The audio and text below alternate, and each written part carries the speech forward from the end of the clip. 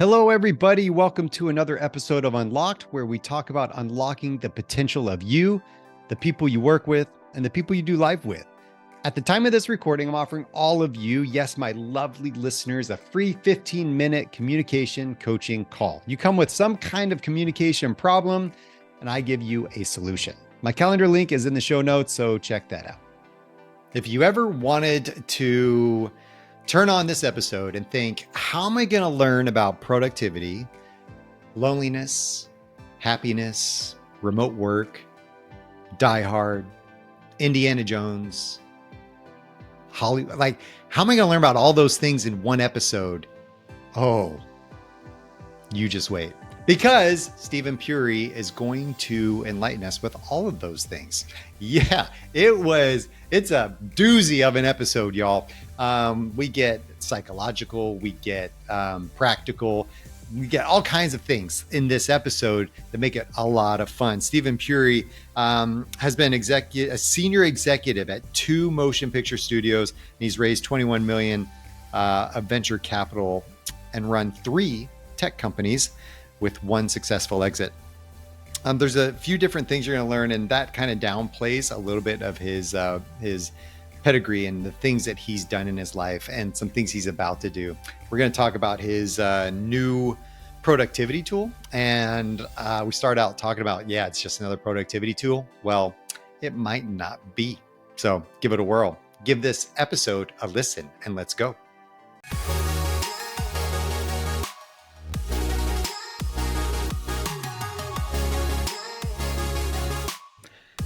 Steven, I'm calling you that because I feel like you told me that's what your friends call you, and I definitely want to think I'm one of those. So here we go, man. Now that we're friends, can I borrow some money? Is that what friends do? I thought I we wouldn't just borrow from an enemy. Boats and tools. Like, I thought that's what we did. I'm down for all of that. Yeah, check. I don't have either one. I usually go to my friends to borrow those things. So see, But if you're a good friend, they say, yes, that's your litmus test. When they start saying no, you're like, I got to change me. Is that what it is? Is that the indicator? That is why I came here today, Scott. I just want to tell you this. I can go now. We're done. We're done. Tell me, first of all, your idea here behind this thing you built, this tool you built. I mean, dude, seriously. How many tools can we possibly have in our lives? A lot. It's ridiculous. And it's ridiculous. Yeah. And I'm going to say you've built another one. Okay. Mm-hmm. And yeah, not to steal from DJ Khaled, if you know what I'm talking about. But anyway, yes. Good reference. I want to know, like, why this one? Sukha, first of all, why is it even called that in the first place? Good question. Why in the world did you build just another tool? You know what? I'm going to give you a 2-part answer. And the second part is what you asked. The first part is, why listen to me? Why is this going to be a fun episode? If you were driving in your car right now and you're like, should this be one that I listen to the end? I'm going to tell you, here's what's up. And if you dig this, it's going to be a fun episode. Okay. So I am one of the few people you meet who's been a senior executive at 2 motion picture studios.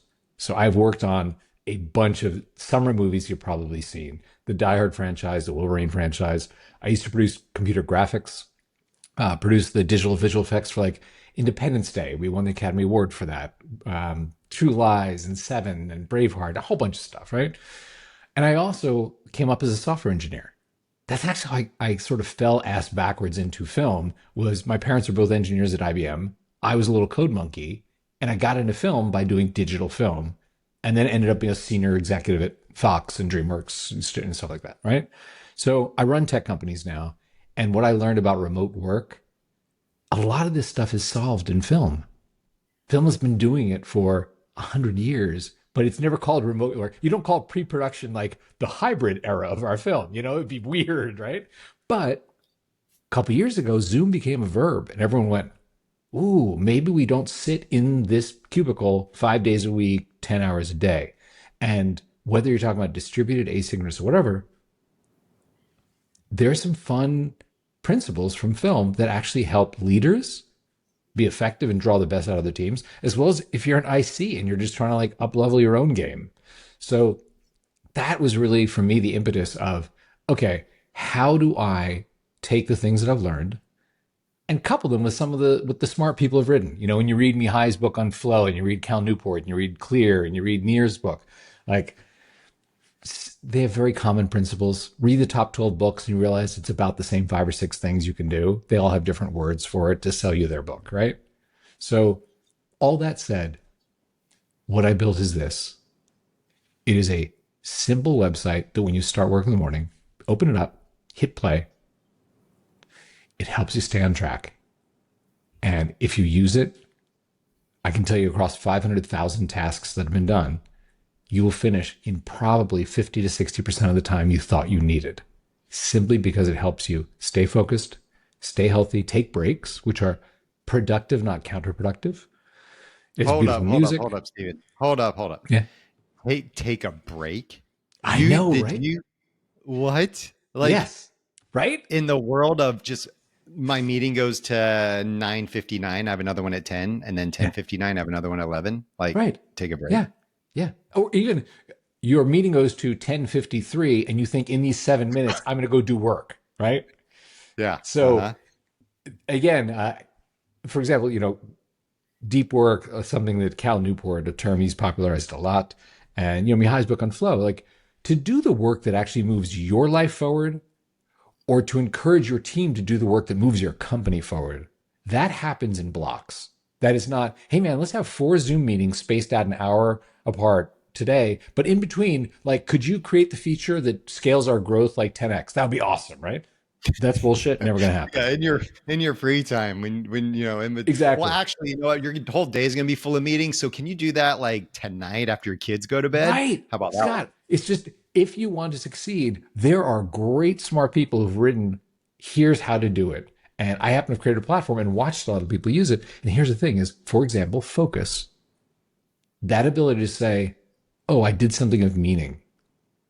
That happens in usually like a 2-hour plus block, 2 or 3 hours. So during that time, if you get distracted, there's a bunch of research. Like Nir has some great blog posts about this. It takes you about 17 to 22 minutes to get back into a state of flow. If someone just slacks you and you're like, oh, hey man, here's that report you need, and you try and get back to where you were. So as a leader, one simple concept.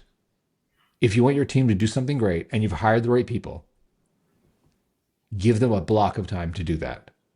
So for example, in my platform, most of our membership, they're developers, engineers, they're writers, they're designers, they're accountants, they're attorneys. They're people who have knowledge work to do, and they're like, I could do this in 8 hours or I could do it in 5. Which do I want? Right? And that sort of sense of it is really the core of why I do what I do, is to give people a beautiful space to do that. And it's also a community where people talk to each other. They're all kind of productivity minded, successful people, and they chat. And it's really nice. So that's it. Oh, you asked me why it's called Sukha. Get to that part. Get to that part. I don't it's care a weird about name, what right? it is. I don't care about what it is, Steven. I'm just you just want to know the name. Okay. So what's up with the name? Let's just say I Sukha. Do you Sukha? You know, just want to know. I'm kidding. So I met Laura, my wife. Like Zumba kind of thing, like right? So is that a what Zumba, that is? Roomba, Sukha thing. Yeah. Totally. Laura and I, my wife, we've been together about 10 years. She was the girl to my left in yoga. One day we started chatting. Now we're married, about to have a kid, right? Awesome. So when we got married, we went to Bali for our honeymoon, which was great because everyone in my company knew, don't bug Puri. He's on his honeymoon. He's gone for 10 days. Like, don't ask him to approve the stapler purchase, right? Okay, that can wait. So as we're heading over there, we had an early version of this that needed a new name, needed like a real name. And I was stuck. I'll tell you, Scott, we can talk about like creativity principles, but I was like, every bad name I had, focus, flow state, distraction app 12. Like I had all of them written down on like brain's terrible. And I told Laura, you know what, maybe being away will be an amazing experience of just the universe will let my unconscious mind go, here's the Amazon of here's the Nike, right? Of what you're doing. So she's like, cool, okay, that'd be a great intention for the next 10 days. Maybe that bubbles up out of your unconscious. And I said, today, first day, I want to talk to a couple of our power users and just get from them some like seeds. Like, what's your favorite feature? Do you love the music? Do you love the timers or the AI coach or whatever, right? So she's like, go for it. I'm going to the pool. Have your little Zooms. I'll see you at dinner. So I do 3 Zooms. I put a post up, who wants to talk? 3 people, 10 minutes, right? 2 of them are fine. I ask dumb questions. They give me some decent answers. The third one, I'm going into the wrap up. Like, Scott, thank you for your time. We promised 10 minutes. We're done. Like, thank you. And he goes, Steven, you didn't ask me the right question. I was like, okay, what's the right question? He's like, you should ask me, why do I pay you? And I was like, dude, it's like 30 cents a day. I didn't think that was a big deal, but okay, cool. Why do you pay me? He said, at 3 o'clock, I can be with my 2-year-old, my 4-year-old. Or at 6 o'clock, I can be down on myself. Where did the day go? How did I waste the day? And he's like, the difference is, did I open your app in the morning? So my kids are not going to be 2 and 4 forever. I pay you for those 3 hours that I get to have those memories with them. And I was like, whoa, okay, thank you. So I go to dinner with Laura, and I'm like, I talked to this guy who is more articulate about what I do than I am. And he said this thing, right? And Laura's like, that's really good. So we're brushing our teeth, going to bed that night. And she says to me, you know, in yoga, we hear all these Sanskrit terms, dharma, karma, satya, all these like things. It's like, that guy, the universe using that guy as your muse, he told you what it is you're doing. That's Sukha. That's the term we hear in yoga about like the happiness you feel when you're self-fulfilled. He's trying to tell you all these tools are just the path. The productivity tools are just the path. Where you're trying to get people is Sukha. And from bed in Bali on our honeymoon, I looked up that website. The Sukha company was available. So that's why it's called the Happiness Company. That's cool. It's kind of crazy. Yeah. I dig it. Not everyone can spell it, but you know, eventually. That's right. Well, not everybody can spell my name right either. You know, dang. You changed the spelling of your name, didn't you? You know, I did in 6th grade. You had a bunch of Scott W's in one of your classes or something. I thought it was solving a problem in 6th grade, and I actually created a huge one. When people try to book travel for me, it's not fun. You know, yep. So that's a problem. Or every time I show up at a hotel, they're like, "Hey, somebody misspelled your name." And I was like, "No, just leave it. Yeah, it's fine. It's gotta be fun at TSA, rad, man. Yeah, exactly. Oh my gosh, don't get me started on the TSA people. All right, so the deal here is, I mean, you've built a virtual tool to solve something that we didn't think tech could solve, and that was like this idea of loneliness. I mean, you talk about this idea of loneliness and happiness, and do you think that remote work is like eroding something in us while also giving us freedom, like this ability to work from home or to be whatever? I don't know. I will say this. I think that if we think of it like a color palette, and you maybe lead an organization, maybe before you had like reds and yellows and oranges and stuff like that, and you could paint suns and things. With the pandemic, a lot of companies got blue added to their palette, which does not mean that everything needs to be blue, but it means suddenly you can, when you want to, paint a lake or paint a blue sky. And I think that as a leader, you start to recognize, what are the activities now that are absolutely, we should be in the room, vibing together, doing this thing. And what are the activities where it's like, no, man, I want you to go and like do some deep thinking on this. Like, I don't want you at the water cooler. I want everyone coming by your desk being like, hey, Scott, did you see the thing? No, I want you to go come back tomorrow with that idea where we're all like, wow. How do we build that? That sounds amazing, which doesn't come out of like a lot of water cooler and how's the game kind of, stuff. So I think it's just another part of the spectrum. And if you use it well, and we can talk about some of those use cases. I think it's great as a leader to understand this is when it's awesome. And then here's another thing to do when it's not. So how do you talk about loneliness? Like, you talk about loneliness at times. I like, what is, how does that play into the work environment that we're in? We'll go back to COVID and talk about how there were a lot of people that felt that. I don't know, like what's your thoughts about that and why your tool helps with that? Because they seem disconnected to me, but I think you talk about them in the same context at times. Yeah, I'd be happy to. And there are some things I want to share that are agnostic to what tool you use. It is not necessarily about the specific tool that I built, and I'll share that. But if anyone benefits from the tool I built, of course, I'd love that. And there's some fantastic tools out there, don't get me wrong. But here's the thing I believe, and this is sort of foundational to everything I'm going to say, which is human beings are not islands. There's a common thread through history of together we can do something great. Whether it's that African proverb about, if you want to go fast, go alone. If you want to go far, go together. Or whether it's when I was building in Sukha, like a community feature, and I was wondering, is this a good idea to have people who are remote feel like they're part of a group? Or is that distracting? I asked this of one of our members, and she said this to me. This is actually what locked in my mind. Yes, we're going to do this. So I said to her, what do you think about, if you could actually have a group chat and other people are being productive, you could post what you're doing, people could congratulate you and stuff like that, right? You could feel connected. She said, Stephen, I absolutely do it because here's the deal. I can go to the Nike store. I can buy a pair of shoes. They will sell me a left shoe and a right shoe, and I can go running, right? Totally works. But there are 100 million people in the Nike Run Club because when you run together, you run faster, you run further, you're more accountable. The days that you're like, ugh, I'm tired, I suck, I'm in bed, and your friend's like, I'm downstairs, come on, let's do this. You get out of bed and you do it. And the day that someone needs you to be that for them feels great too. And I was like, done, we're in, we're going to do this. So I do think that we are social creatures. I think that human connection is really important. The same way vision is. Like a leader who leads from vision is always going to get people more inspired, get more from the team, be more successful than one that leads from tasks and metrics and that sort of thing. Okay. I get the sense you are pro remote work. I am absolutely pro remote when it's appropriate. I'll tell you this, having worked on a lot of story, I have never had a creative story meeting that is in a virtual environment, like over Zoom or Google Meet or something like that didn't suck.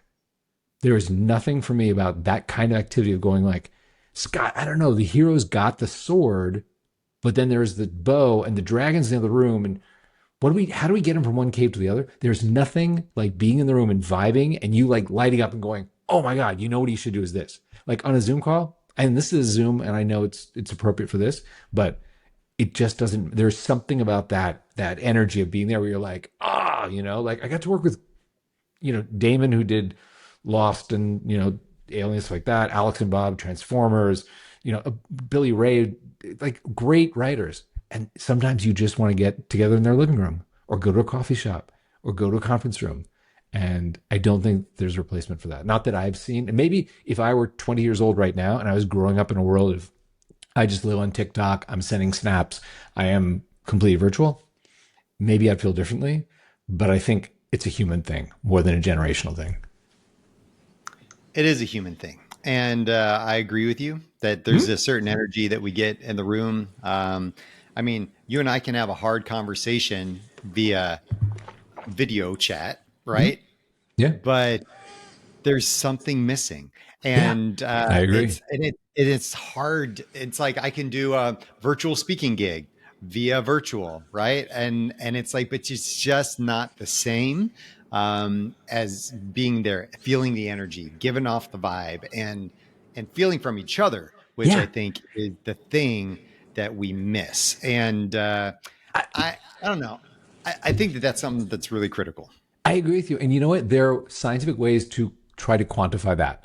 Oh, well, you know what? You can pick up on these nonverbal cues in the room, or maybe there are pheromones, or maybe like a lot of people have tried to figure out what is that thing that exists in the room. Maybe I'm a little bit woo, but I think that beyond just like, oh, I can kind of see how your legs are fidgeting or I kind of smell you. I think there's something else there. Just having done it hundreds of times with some of the best writers in Hollywood, there's something about that that's more than just, I can see when you, have a twitch in your finger or something, It may sound too woo, but I think that same thing about place, like let us co-locate.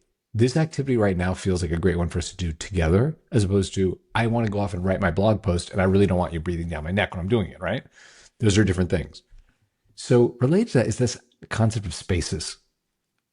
And I do think that when you understand how spaces train your mind to work a certain way, you get to leverage that. And I'll give you an example. When I was really young and we were doing Independence Day, I watched Roland and Dean, who were the, director, producer, writers. And They had always ridden or recently ridden their last movie, Stargate, and stuff like that, at this beautiful villa down in Puerto Vallarta. Apparently, I've never been there. It's like white marble with the pool and the hills of Puerto Vallarta, Mexico, right? So Roland talked to Joey's assistant and said, okay, next week, rent us the place. We have to go down there to write the next movie. Joey comes back and is like, it's rented. Someone's already rented the villa. And it was around the office like, Roland called his attorney, his entertainment attorney, John Damer, who's an amazing attorney. He was like, John, buy the house, John. By Monday, Roland owned a house in Puerto Vallarta. Where those renters went, I do not know. How much they were paid to move that weekend, I do not know. But I'll tell you, they came back with Independence Day. It became the third highest grossing movie in history. It doesn't have to be, a multi-million-dollar villa. Alex and Bob, who met in college, they've written Star Trek, Transformers, like Mission Impossible, like tons of stuff. When they got in crunch time on one of those movies, they would have their assistant rent a hotel room at the Universal Hilton, which is not a glamorous luxury property, I'm just going to tell you. But I think for them, because remember, they met in college, I think that little room there evoked a dorm room. And I think that thing of sitting on the edge of the bed with your laptop and, Bob being at the desk on his laptop, that triggered their creative juices. So once you're sensitive to that and sort of say, you know what, in the mornings, I work really well in this space where the light comes in my office, blah, blah, blah. This is great for this sort of activity. You get to then use that. You're not unaware of how that affects your ability to work. Oh man, I love that. I think you know what else I think that is missing from the virtual stuff Tell is us. human touch. Yeah. And you get this sense, and I had Michael Bugais-Denier, Mm-hmm. MBS, on my show a little while ago. Awesome, awesome interview. If you haven't listened to that one, listen to that one. But he talks about being in. He's a professional speaker as well, and when he's in a room, he tries to shake everybody's hand. He tries, or as many Mm-hmm. people as he can, right? In a Yeah. room, he sits at the door and tries to create that touch, because what it does is he's a big believer in creating a tribe. Like, if Yeah. I shake your hand, if I touch you, we are in this together. I Like, agree with him. back from our primitive idea of it's safe here, I'm creating a safe space. And Yep. another thing that happened, which was a little bit accidental, I don't know if this was on purpose or if she knew what she was saying, but I'm on the board of a nonprofit called Hope Dealers. We go deliver food and hope to the people of Atlanta, Mm-hmm. on the streets, under bridges, a couple times a month. But what we did, once a year, we'll partner up with a barbershop, and this barbershop will donate their time. They'll bring stools and all their equipment, and we sit under a bridge, under a busy freeway, and we cut hair for. I mean, I don't, but Hair is these cut. most of these Chilean, they're mostly Chilean, right? Venezuelan barbers will be under there cutting Mm-hmm. hair for all these homeless people. And it's Wow. so interesting because it's cool that they get cleaned up and they can present and take some pride in the way they Mm-hmm. look. But another thing that my sister-in-law, who is one of the founders of Hope Dealers, came up to me and she said, Scott, I don't think you know exactly what's going on here. These people never get touched. They People don't want to touch them. They're kind of like the lepers of our society, Yeah. right? Like, it's either dangerous or they're not Mm-hmm. clean, or how often do they get touched? And they're getting touched. They're getting loved on. They're getting Yeah. that human interaction today that's non-threatening. That's actually boosting so much stuff. And I think that if we think about that in a virtual world, that idea of putting my hand on your shoulder or giving you like a little nudge or a Yeah. hug or whatever, like that Completely agree tribalism with you. Yes. is missed. That's Yep. missed. Period. No Um, argument. tell me about this Hawthorne effect idea, the coffee shop Oh. effect. I want to get into that a little bit because I like this psychological thinking. Yes, I know you Yeah, definitely bring that out in your episodes. yeah. Well, Let's talk about let's define a couple things for those who are like, "What is Scott talking about?" Um, it. Yeah. So there is a concept that is known in a couple different ways, depending on how deep science you're going, which can be known colloquially as the Hawthorne effect, because there's some experiments that were done in Hawthorne, California, which is very, it's a small municipal airport there. It's where the Tesla and SpaceX facilities used to be. I don't know. I think they moved to Texas now. It's also known as social facilitation theory. But the basic concept is there is a measurable productivity boost when you can see someone else working and you know that you can be seen. So the sense of I'm around other people who are being productive, if that is the activity, that affects you. And you see that in why college students may go to a study hall instead of sitting in their room, their dorm room alone studying. There's a sense of, oh, let me go there. It's why, like in my experience, writers go to coffee shops. I'll tell you, in my platform, I called our collective space the coffee shop because when I was a development executive at Jermix and Fox, there's a coffee bean on Sunset just west of Fairfax across from the Directors Guild that's famous for being like a writer's clubhouse. And you walk in there and it's all like people on their little MacBooks, tapping away. And it's not really social. It's not like everyone's going around like, oh, hey, Scott, how's your weekend? You see the Knicks game? It's not that. But you walk in the room, there's an energy. Everyone in there is trying to write the next great thing. And yes, the guy in the corner, sort of weird, quiet. He's written like 3 studio movies last year. Like he's getting $1 million a script, but this is his habit back from when he was 25, right? This is how he creates that space. And then, the couple people at the communal table that just got off the bus from Iowa and they're writing their first, TV pilot, which will probably be terrible, but they're trying.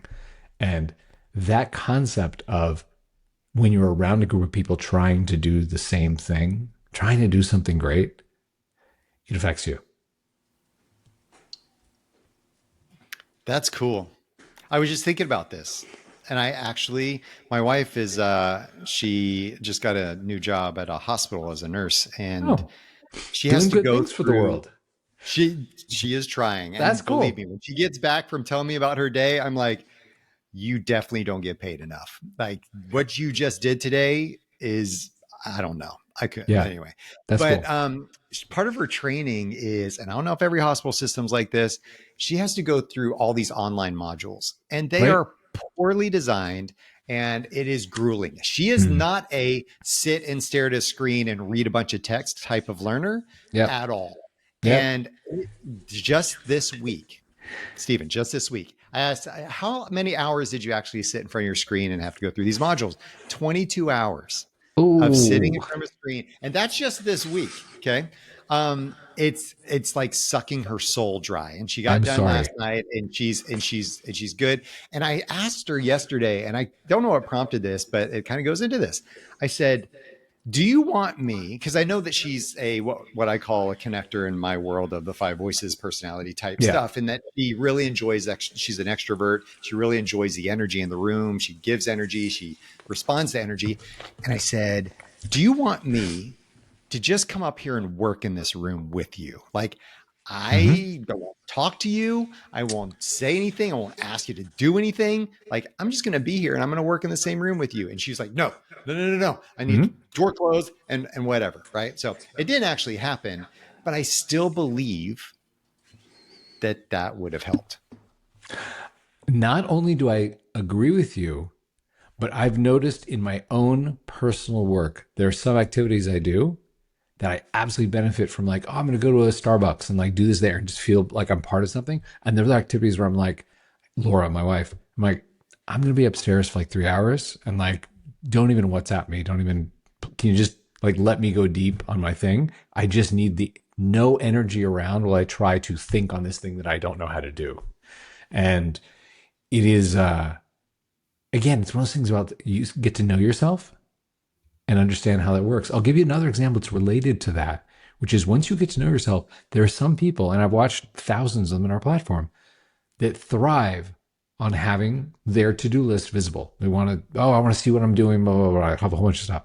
And there are other people, it's like, if you show more than 3 things, it's paralyzing. And I'll give you an example of how I learned this. One of my biggest problems, because I procrastinate and I get overwhelmed. One of my biggest problems I call the cold start thing, which is in the morning, I'll be like, okay, Scott, tomorrow at 9, I'm going to do the thing, start work, whatever. And I'd find myself at 9:15 still like scrolling the news or going through my inbox and returning stuff. And I was like, well, this is actually important that I go through my. No, you know what it was? It's procrastination. It's straight up like, no, at 9 a.m., I should have been doing this thing. And when you dig down on that, when I dug down on that with myself, why do I do this? And then asking other people in our community, does anyone else do this? Can I talk to you a bit? It comes down to two kinds of overwhelm, almost universally, the kind of platform I'm talking about. I'm not saying that procrastination in other parts of the world are the same. I'm talking about literally in this, I'm going to start working this time. It's overwhelm of, I'm paralyzed looking at the 17 things on my to-do list. I don't know how I'm going to get these done, right? So just the number of them is stopping you from believing that you're going to get them done. The second thing is there's something on there that's just too ridiculously big, which I always joke is like, write my book. You're like, yes, that is a noble goal. That is not a task. That is not like, by lunch today, you'll have done that. So one of the things that we experimented with in building our platform was having your smart assistant, greet you and you start your day, looks at your to-do list and says, hey, which of these three should we start with? And you can only see those three. Once you start your session and the music plays and your distractions are blocked, you can only see those three. And you know what we found? You are 77% more probable to finish those three if you can only see three than if you can see your whole list. Same tasks, same amount of time. It's just that sense of like, oh, I can knock these out, as opposed to like, oh God, this list is endless. And it's weird when you think about it that way. And it's all the same thing as like when your smart assistant says, Scott, I know you're working on your new book. You're not going to write it this morning, but what about outlining chapter 3? I know you finished chapters 1 and 2 outlined. Do you want to outline that? Because I noticed you do that in about 35 minutes. So why don't I create a little time box for you of 35 minutes on outline chapter 3? And then you're like, I can actually do that. Yeah, let's knock that out. And those little things as you get to know yourself, I think are very helpful. And this is now I see like individual contributor kind of stuff. This is not necessarily leaders saying like, you must do this thing. It's more when you rise up and you go, how do I manage myself a little better? Because I'd like to have that 3 o'clock happy moment rather than 6 o'clock I suck moment. Okay. I want to poke just for a second. Do it. Ready? Yeah. Okay. Do you think we are becoming that relying on technology in this way, right? This can be super helpful, right? To get me going and keep me from that ever long procrastination, delay effect. Are we relying on it too much? Because the more I rely on my assistant, AI, to tell me and prompt me and say, hey, this is what you should be working on, the less I have to problem solve for myself, the less I have to work hard and be uncomfortable and work through the grind. Like, do you think AI is making us less creative, making us stupid, making us less innovative? And I don't know. It is a interesting question. And from the way in which you phrased it, I think we're probably on different sides of this argument. Because I know your question is slanted a certain way. So I'm going to give you actually, I think, a 3-part answer. The first one is, that great quote about the best phone is the one in your hand? Which is to say, like, yes, there are $5,000 DSLRs out there. But right now, if you have your smartphone and you capture that image, that's the best camera right now for you. So related to that, I think the best tool that works for you is the best tool. And if your tool is, I write my tasks with a pencil on a long legal pad and I get them done, God bless, man. Stay with your system. Like, absolutely. Second thing I'm going to say, that's point 1. Point 2 is this. When you consider that your life is being stolen and it's technology that's being used, if you or I were engineers or designers, we would know that the biggest paycheck available to us is a company where their business model is stealing the lives of people to sell them to advertisers. So if you want to go work for Mark, Evan, TikTok, and you want to have more stock options than your grandchildren will know what to do with, you're going to try and find some way to get one more second of time on site or time in app from a billion people, and you will be wealthy. So when you have the incentives of the biggest financial reward you could get as a designer or engineer is stealing people's lives, and you have the biggest supercomputers on earth to do it, That's technology. And we're on the other end of that. We're on the end of the time of our life is valuable to Mark and Evan so they can sell it. So, yes, I absolutely believe to fight that kind of technology, if you find a technology tool that helps you, yeah, like go for it. Or if it's your legal pad. But you need to be cognizant of they're not fighting us with rocks, you know? And the third thing is this, which you wove AI into there. And this is the part where I think you and I differ a little bit, which is I don't think of AI as you go to Usain Bolt and you're saying, guess what? I have this robot that's going to run faster than you. Let's have the robot run. This is going to be so great. And Usain's like, what? And the people in the stands are like, what?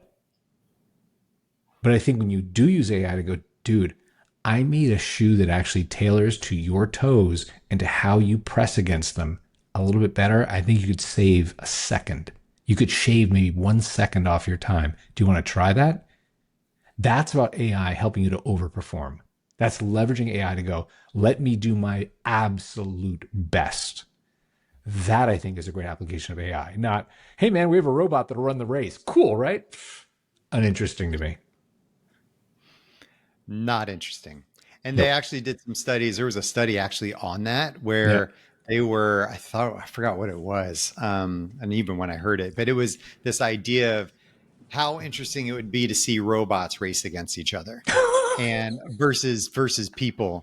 And people were so against the robot races Yeah.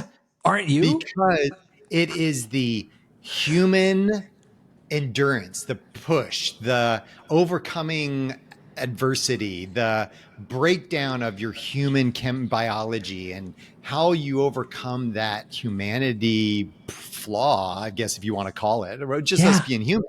Like, how do you battle that? Well, robots, nobody cares, right? It's like it's a robot. It's like you Yes. just they get faster. So I think there's something there. Now, Stephen. I'm going to pick up Oh, on that. Did you know there was please. that show that was about Robot Wars where all the teams would build like robots who would Yeah. battle each other, robot battle? Huh? And you remember the narrative of that show was not so much about like, okay, here's 10 minutes of a camera watching two robots battle. The camera was on the team and who fought over, well, should it have arms? How do we make the, because the interesting part of it was how did the humans battle each other to go, this is how we're going to make the best robot, not did this robot slam the other one. So it's completely what you said. Yeah, I'm not interested in the robot Although it race. was cool to see some robots like explode another robot or When smash you to knew the pieces. story, because the story behind Yeah, it imbued yeah, it with meaning. If it was just Uh-huh. watching like a boxing match with two robots, you're like, Right. okay, Whatever. whatever. Yeah. So let me throw this at I you. cut you off. I'm sorry. No, that's perfectly fine. I love that point. That's a really good point. So my wife calls me the debater, right? So I have, Shocking. yeah, I know. I have had I will say, the awakening and of being a AGI? fence, of being a fence sitter. Okay. Okay. So my back in political day, years and years ago, I would come home to my very Republican family, and they would say, when I lived in Chicago, they'd say, "Oh, what are you, a Democrat now?" Right? And they would Mhm. label Yeah. that stuff. I'm like, no, I'm just blah blah blah, and I would argue the other point. Okay, Yep. I would go back to Chicago to where I was living, and they'd say, "Oh, Scott comes back from Christmas break, and he's a Republican all of a sudden." I'm like, "No, that's not what I'm like." Right? Because I argue the other point. I'm just like that. So what I was doing, I was just trying to poke and get your perspective because I think that that's really interesting. I will tell you that it took me like 6 years to write my book Wow. because I just never could get started. And you know what the Oh, catalyst was? The I'm dying catalyst, to know this. Yes. you'll have to find out on the next episode. Oh my God. I'm just Oh, kidding. Do you like that, Steven? that I was just took that from like a next writer's week on the Scott next Waldron week. But show. no, seriously, man, when ChatGPT came out, I was like, what is this thing? I Yep. was like, here's my idea. Cause I have lots of ideas, right? I just don't Right. execute on them. Yeah. Here's my idea. Give me an outline, a 10 chapter book Mhm. outline for what this could be. Bam, bam, Yep. bam, bam. I was like, that's cool. Not cool. Cool. Not cool. Not cool. Cool. Cool. Yeah. Cool. Okay. Write me, like, take these topics, expand on them a little bit, and then give me an intro paragraph for what that could be in this book. And I'm like, Yeah. light bulbs went off, right? Yep. I always tell people it's hard to steer a bike that isn't moving. Yeah. And Yeah. so it's like, That's a really good metaphor. I like that. Can I steal that? it got me. I'm using Yeah, that. That's you a can. really good metaphor, and I've never heard It's it before. it's pedaling, right? It got me pedaling the Yeah. bike so that I could actually go somewhere. And I finished it in 3 months. And it was like, it was that catalyst. And so I will tell you, AI is my friend, and AI Yeah. is in use every day. I used it yesterday. It was like my doctor. I was using it. And people are like, but no, I used it Right. like By the a way, couple how of my did that work? Was the ointment helpful? yeah. Is it still itchy? Oh man, the ointment. Oh, I use that in a presentation because people love ointments, right? Yeah. It was just a catchy word, but it was like, it was so helpful in so many ways. And I love your idea of, if we can use tech Mm-hmm. and tools Mm-hmm. to battle Mm-hmm.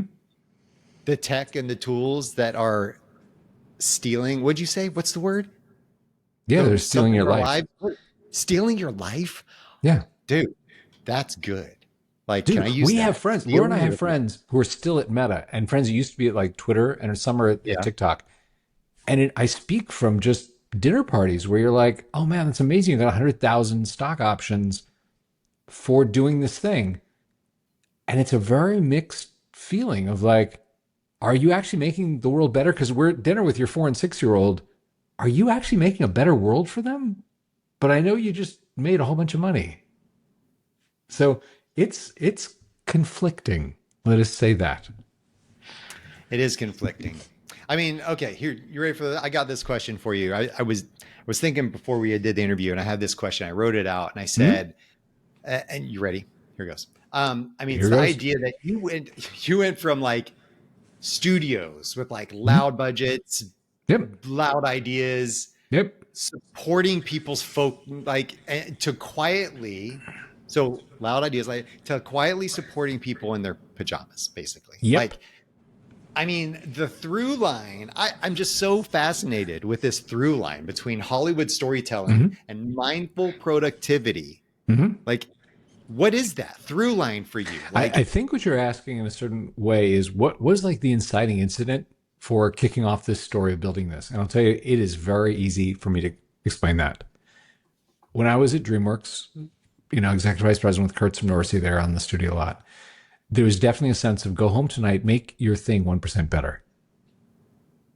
And got an offer from Fox. They pursued me pretty heavily and said, we'll double your salary. We'll give you the Die Hard franchise. You grew up on the Die Hard franchise, didn't you? Do you want to run the Die Hard franchise now? Do you want to run the Wolverine franchise?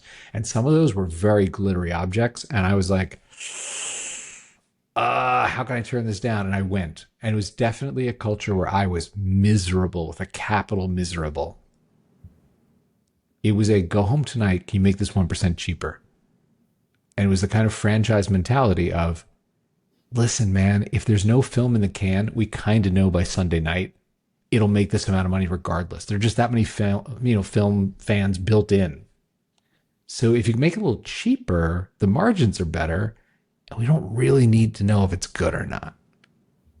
And that broke my soul. I was like, I'm going to wake up, be like 40, 50 years old, be like, Daddy's going to make a shitty Die Hard 19 at Bayview College, yay, go us. And it killed me. And I thought to myself, and by the way, my boss, the chairman of Fox Film Entertainment, hated me too. Like, as much as I was like, wow, I do not respect you. He's like, I've been in my job 14 years because I make safe bets and I can do projections on this stuff before there's a script, and I don't care. I'm successful. By the way, he got fired after I left, which is awesome. A little schadenfreude there. I'm not embarrassed to admit. But he was a guy who, like, there was a pickup basketball game on Saturday mornings on the lot, and he was like chairman, and he would cheat. And it's sort of like, man, is that revealing of your character? It totally sums him up. And everyone knew it, but they let him cheat, So anyway, back on track. The answer to your question is, there's that moment where we did not get along. the movies that I was passionate about were not going to get made there. I spent a bunch of money buying projects that nominally they wanted, but in reality were not going to be greenlit. And the greenlit movies were going to be, hey man, we have a shitty Die Hard 5 script. Bruce has a window of the spring. Let's just make it. Let's just shoot it. Can you just budget it? Cut out anything that's expensive. Okay. What could I do? There's only one other skill that I had. My brain was trained as an engineer. My parents were both engineers. I was like, you know what? I will have much more agency if I go to a small company, raise a little bit of money, and try and solve things. And I'd had one exit before this. I'd started that computer graphics company, which we sold. We made like a 6x exit. It was great for me. I thought it was easy. I was in my 20s. I was like, oh my God, I'm so good at this. And then here I am suddenly doing two small companies, both failed. And it was humiliating. It was hard bumping into friends at the dry cleaners, going to dinner and have your friends be like, hey, Steven, how's that thing working on? Oh, I think we're going to fold it. I think it's not going to work. And they're like, are you happy you left entertainment? I am, but I wish I had a better story to tell you of how I went on to be successful. And right now, I kind of want to jump out the window. And I moved to New York, licked my wounds. It's where I met Laura. She met me at a very low place in my life. And I knew she was with me for the right reasons. And it led to this. It led to saying, what have I learned? I learned there's some lessons about how you can be happy at work, have focus. I have ADHD. I'm neurodivergent. And it's not a coincidence. I created something to say, how could I feel better and get my work done? So that's the big, how do you go from being a vice president at a studio to running a small startup? There you go. That's awesome, man. Let me ask you this one. Follow up. Here's kind of a lightning round little thing here. Okay. Which is harder to That's direct? That's a bat. That's a cloud. Yeah. What is this? Did you see that? Okay. You see the old lady. Which is harder to direct? Bruce Willis or a distracted developer? Okay. So I'm going to tell you this, and I want to say it very respectfully because I rarely talk about people. Bruce is someone who's not a friend of mine. It's not like, oh man, we're old buds. I know him extremely well. I know him only from business meetings where I am a tool for him to get his movie made, right? So he's going through a hard place in his life. I want to say this as respectfully as possible, which is Bruce is one of the people, one of the actors who in real life plays the role of Bruce Willis. Like when you meet with him, it's not like you and I hang out being like, oh, Scott, tell me about your wife. Da, da, da. It's almost like he is inhabiting a role of this larger than life hero that he envisions he is. So he does stuff like when he talks really well like this and he doesn't look at you. And then right at the end, just like it was in a movie, like you are the camera, at the end, he'll shoot up and look at you through his eyebrows practically to punctuate the line like you would do if you were on set. But he does it like in a meeting talking about location scouts. It was challenging because let's be honest, I'm just the studio suit trying to get the movie made on budget, on time, and Bruce is a first dollar gross star. So is that hard? Yeah, that's hard. Working with a developer, I think way easier. Even ones that are recalcitrant, even ones that have their own ideas, because at the end of the day, if you've hired well, if you're like, hey man, here's the mission. We're going to solve the homeless problem. And I think here's how we're going to do it. And I know we'll pivot during the way, but that's the mountain we're going to climb. If they're in to climb that mountain, yeah, you'll disagree about, do we take the south face or the north face, or do we have enough protein goo or something? You know what I mean? You'll disagree, but you're focused on climbing that mountain. And if you can return everyone to that vision, yeah, you can get over disagreements. But not with Bruce. There's Bruce's way, and then there's dumb. That's good. That's good. Okay, here's your next question. You ready for this one? Sorry, that wasn't lightning round. That was a long answer. For a lightning round, I should have been like, long, yes. That was a very long lightning bolt. That was sure. That flashed very long. Die Hard, Christmas movie or not a Christmas movie? Oh man, how short? There's a good answer to that, but it's like a minute long. You want a 5-second answer? Yeah, go ahead. I got to know what you really think. I need to know. Okay. And by the way, I'm going to tell you this. Every guy that I meet that's over like 30, when they look through my filmography, that is the question they ask me. That's the Okay. question. I know it's So the question. I I'm going to give asked you this this is question. a good answer. Okay, I know. mofo, but it ain't Okay. short. Okay. All right. All right. Okay. Buckle in. So here's the deal. If you go back and watch that movie again, it is the same movie as Taken. It is the same movie as Mission Impossible 3, the same movie as True Lies, the same movie. And that movie is so well written. To this day, writers come in and pitch you using that as a story model to say, well, it's really like the structure of Die Hard, but done this way, because it executes like a machine. It is like a Swiss watch of that genre. It's not an art film that's going to win Academy Awards, but does it well. So the answer to your question is, how well does that movie work in every way? If you were telling a story where you put the hero in a limo sitting up front, because he's a street cop, right? He's a normal man of the people. He doesn't sit in the back of the limo. He sits in the front of the limo with the limo driver, and the limo driver's like, it's my first day, man. Like, what are you doing here? And he bugs him. And your hero's like, I don't want to talk to you. I want to talk to you. And finally forces the limo driver forces him to tell him what's up. And he says to him the entire plot of the movie. He goes, okay, let me get this straight, dude. So your wife left you for some rich dudes in LA, and you came out here like a caveman to throw over your shoulder and drag her back to New York. And Bruce Willis goes, yeah, something like that, right? He lays out the entire movie in the first act. The writers are like, this is what our movie's about in 2 sentences, right? So just like Taken, just like this is movies, it is man loses a love of the important female in his life in a world where he can't compete. Bruce is poor. He knows how to run, jump, shoot, kick. Liam knows how to run, jump, shoot, kick. When he goes to the birthday party with his daughter, because that's the woman Taken, he brings a boombox. And, new daddy brought her a pony. I can't compete. And both of them have the moment, because those movies are wish fulfillment, by the way. Both of them have the moment going, but she would love me if she needed me to run and jump and shoot and kick. And bad guys show up because that is their deepest wish. It is not endangering the women is a bad thing. It is, if they were in danger, I could win them back. And it ends exactly that way. So if you want to talk about Die Hard as a Christmas movie, what time of year are families together? The holidays. It's the only time.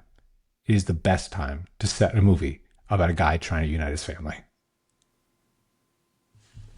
Roll credits. Holy, that was, man, I've got like, I need tissue. That was good. Dude, I'm telling you, man. if you worked in Hollywood, you would have seen Die Hard 50 times, because every time you're like, there's another smart decision. It is good. An incredible film. All right. Last question. Uh-oh. If Die Hard 19 were to come out this summer. Oh, this went dark, Scott. I was in such a good mood. Super excited. I'm pulling up old wounds. Great. Here's your second girlfriend that hates you. Thanks. Yeah, exactly. Besides that, because I definitely would go see that. Probably not. Which movie are you looking forward to, and why? Don't see movies anymore. You don't? You're done with that. You're like, no. The last movies I've seen in theaters were Gravity, the Sandra Bullock, Andrew Alfonso Cuarón movie. And I saw with some friends that were dying to see the Top Gun Maverick, which, by the way, Top Gun Maverick, is basically Star Wars 4. It is beat for beat. Star Wars 4. We got to go to this dangerous place, drop 2 little missiles down a hatch, flying down a canyon. I mean, it is. It's Star Wars: A New Hope, and Chris just cribbed the fuck out of Star Wars 4. It's the same movie. You are so Han correct. Solo flies in, the Iceman flies in, like the whole thing. Oh, I'm gonna use AI and get all the comparisons. Dude, you don't have to use AI. It's a fun movie to watch. Watch it. And watch Raiders, so by the way. Have you ever seen the first Indiana Jones movie? Oh, dude, yeah. Okay, I'm gonna ask you a question. Here's my lightning round. Yeah. Raiders 1, the one that spawned the Universal ride, all of the sequels, the first movie, right? Yeah. I will tell you that inside Hollywood, that is one of the best examples of character writing in an action adventure movie ever. Full stop, period. And I'll tell you why. How would the movie end differently if Indiana Jones had never been born?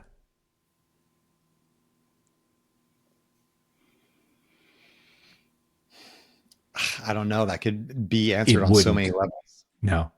It wouldn't Watch have the ended movie. differently. Indy has no effect on the plot. The reason the movie works is you love that character. It is written so well, you don't realize he doesn't affect the plot at all. Every other action adventure movie, and I encourage you, I've seen thousands and I've worked on hundreds. The hero in the third act has to run and jump and defuse the red LED timer and stop the space weapon and, punch the guy and throw him off the cliff and throw, what's his name into the pit of Mordor. Every movie. The climax of Raiders, he's tied to a stake. He can't move. And it's brilliant. If you look at the writing behind that, it is like having Picasso come over and like paint your house. You're like, hey, do you like how my house is painted? It's kind of different than the others on the block, but it's still kind of a white house. But there's something a little better about it, right? It's that good. Watch it again. That's brilliant. We just It watched stands it out. we just watched it last month. Actually, it was on some TV station in the hotel. My kids wanted to watch it, and I was like, "Heck You yeah, want to we're know gonna why it watch works it." so well? Why? I'll tell you. It's so satisfying. Spawned all these sequels and all this. It is so satisfying because in the beginning of the movie, do you remember the government guys come to Indiana Jones, who's kind of a, hey man, I sort of steal artifacts. It's sort of gray area, like they come, they're like, so Hitler's after this arc thing. What? Right? And it's exposition. It has to tell the audience, here's what the movie's about. There's this dangerous thing. It could be a weapon from God, right? And Indy explains it where he goes, if you believe all this shit, there's like the tablets and the ark covering armies that carry it win. I don't know. Just a whole bunch of, woo-woo stuff, right? I'm a skeptic. I don't believe in God. I don't know. He goes off. He's got to meet Marion, right? And get the Mandela thing from her. And her take on him is like, you were my father's partner. You broke my heart. You don't care about me. Like, you tossed me aside like I'm some stupid kid. And, I've never recovered from it. Now I live in the Himalayas drinking, shots with random guys, right? You remember this, right?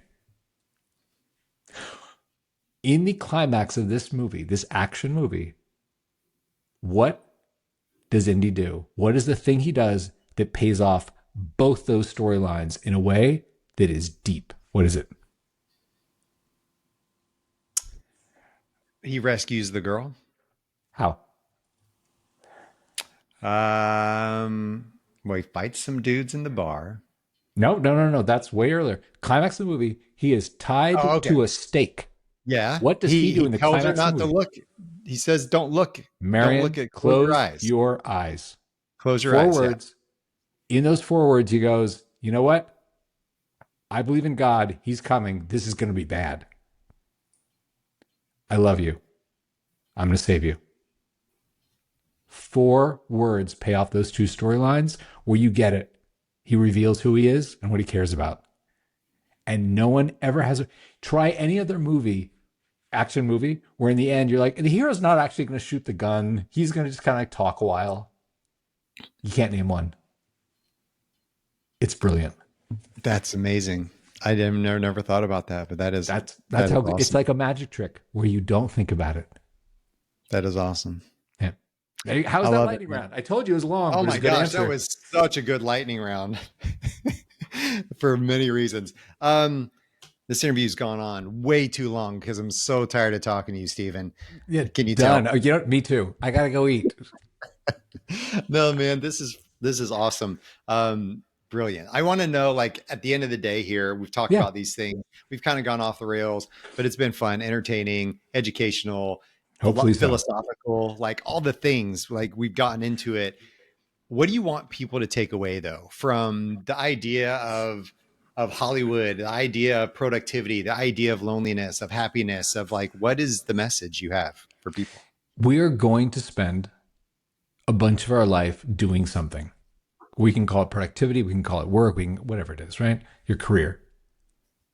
If you pick up one thing from today that helps you get through your day happier, feel more, I'm in control of my life, feel Sukha, huge win. It could be any of the things we talked about. Finding a place that makes you feel creative, blocking time in your day to do deep work, leading a team through mission, any of these things. If there's one thing that makes your day better, huge win. Gold, man. Thank you. People want to find you. Where they go? Spell Sukha, because I know people won't spell it Oh, right. I know, right?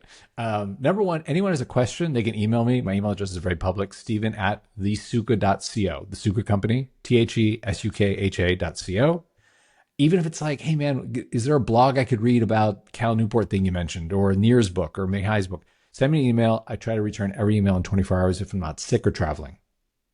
It will not be a long response. I will not give you the story of my life. It'll be probably 2 lines long, but it's like, here's a great post, or go read Scott's book, So that's Perfect. available. And anyone who wants to try what we built, it's free for 7 days, no BS, no credit card. You can sign up in 10 seconds. Just enter your name, your email address, and you're in. And if it helps you, go for it. And it's, of course, at www.thesukha.co, not com, free trial.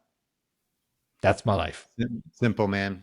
I am seriously going to sign up. I Dude, looked at it for come a say second. hi in the coffee shop. I'm going to come say hi in the coffee shop because that's what we do. So, yeah, let's do it, man. I love it. Thank you, Stephen, for being on. This is Good super luck fun. with the tool. Good luck with the baby. Good luck with all the other stuff in your life. Thank you. And congratulate your wife on doing good things for the world. It's hard being I a will nurse. do that. I will do that. Thanks, man. Yeah. Appreciate you. Okay, cool.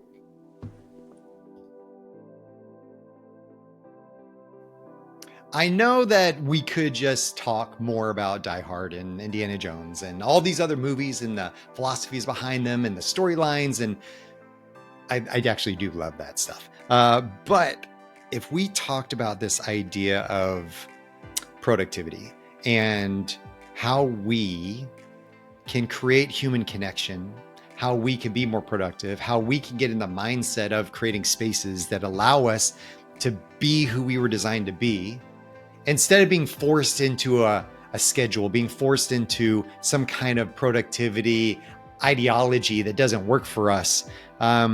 How can we use tech and AI to enhance what we do and battle the evils that are coming at us all the time, robbing us, stealing our lives, as Stephen says? I think that that's something that we need to think about and talk about. This whole idea of flow. How many of you really get into flow? At least once a week. Can you say I get into the flow state at least once a week? I'm going to say, based on the people that I coach and work with, not a lot of you actually get into a true flow state. It takes 17 and 22 minutes to get back into an idea of flow. And by that time, you're on another meeting. So, you've lost already. The Hawthorne effect, I think, is really interesting. Try that out. Surround yourselves. If you vibe off the energy of other people in the room and productivity and things like that, even if you don't, try it. I once a month try to go to a remote place, aka Panera, and eat a salad, and also just put headphones on and work. And I turn notifications off and I get in my thing, and I'm in that space that allows me to thrive. Actually, I don't do great in my office, in this place where I am right now. This is great for like tactical stuff and getting, these little meetings done and things like that. But if I gotta get into the flow, I go to a different space. Know your spaces, know where you work well. And I really want you to think about why you don't start. Is it too many things, or is it the things are too big? And how can you use certain tools to help you through those things? Okay. Because we all need to make sure we're doing our jobs. We need to make sure we're being productive and present with those we live and work with. Thanks, Stephen, for being on the show. If you want to find out more information about me or check out the show notes where there's going to be more information and links to the things referenced in this episode, visit scottwaldron.com. And lastly, I'm asking for a little bit of love, just a little bit. So please take a moment, follow, rate the show. The algorithms like that. It helps me get the word out. I really appreciate it. Thank you. And until next time, stay unlocked.